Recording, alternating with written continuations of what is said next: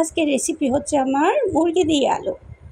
তো এই রেসিপিটা সচরাচর সবার বাসায় চলে, আমার বাসায় অনেক প্রিয় সবার। তো আমি তো সবসময় এভাবেই রান্না করি বাচ্চাদের জন্য। যেদিন একটা রেসিপি, আমার এই দিন এইরকমভাবেই আমি রান্না করে ফেলি। আসসালামু আলাইকুম, সবাই কেমন আছো? দেশ ও বিদেশ থেকে আমার ভিডিওটা যারা দেখতেছো সবাইকে অসংখ্য অসংখ্য ধন্যবাদ। তো আজকে আরেকটা ডেইলি ব্লগ নিয়ে তোমাদের মাঝে হাজির হলাম। এই তো আমি আলুগুলো এখন কেটে রাখছি, আর পেঁয়াজ যা যা উপকরণ আমার রান্না সবগুলা তোমাদের সাথে শেয়ার করতেছি। আর এখানে আদা রসুন এইগুলা হচ্ছে আমি ব্লেন্ড করব। আমার আদা রসুন শেষ, এই তো আমি ব্লেন্ড করে তারপর আমি বক্সে নিয়ে নিচ্ছি। এই আদা রসুনটা মোটামুটি আমার 1 সপ্তাহ চলে যাবে। আমার ছোটো ফ্যামিলির জন্য এতটুকুই যথেষ্ট। আদা রসুন আবার বেশি দিন রাখলে না খাওয়া যায় না, মানে ফ্লেভারটা থাকে না, ভালো ফ্লেভারটা।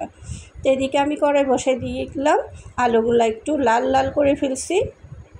তারপর আস্তে আস্তে আমি বাকি উপকরণগুলো দিচ্ছি। এই তো আমার বক্সে রাখছি, আর বাকি যেগুলো আছে এগুলাই আমি মাংসতে দিচ্ছি আদা রসুন।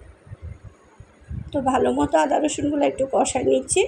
তারপর আমি আস্তে আস্তে হলুদ, মরিচ, ধনের গুঁড়া যা যা দেওয়ার দরকার সবগুলো আমি দিয়ে ভালো মতো কষাই নিচ্ছি আলুটা।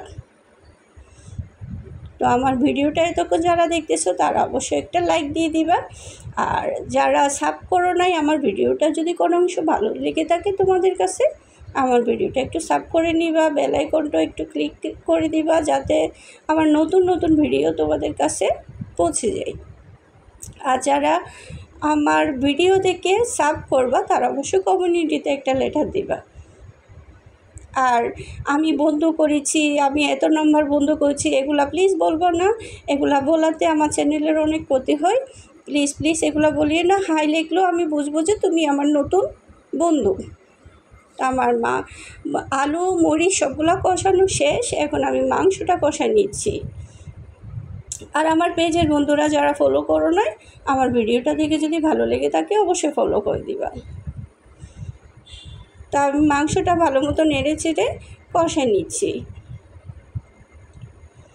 তো আমাদের আসলে গৃহিণীদের মোটামুটি সকাল থেকে মানে ওঠার পর আগে মাথার মধ্যে আমাদের ঠিক করতে হয় কোন কোন কাজ করবে, আর পরিবার থেকে সবার থেকে মতামত নিতে হচ্ছে কে কী খাবে, কী রান্না করলে আজকে ভালো হবে।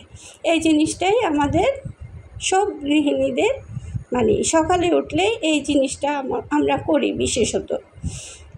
তো আমার ফ্যামিলি তো আমি নাস্তা করার সময় আমি জিজ্ঞেস করি প্রত্যেক দিন তোমরা আজকে কী খাবা, কী রান্না করব। তো আমি এইভাবেই প্রতিদিন আমার দিনটা কাটে।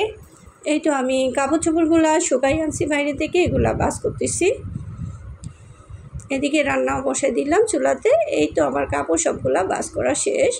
বাচ্চাদেরগুলো আলাদা করে রাখতেছি, আমারগুলো আলাদা করে রাখতেছি।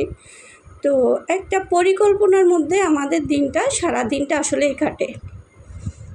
এই পরিকল্পনা করেই আমরা এই এতটুক আগাতে পারতেছি। আসলে আমরা আমাদের চ্যানেলের কাজ বলো, সাংসারিক কাজ বলো, সব কিছু আমরা মেনটেন করতেছি।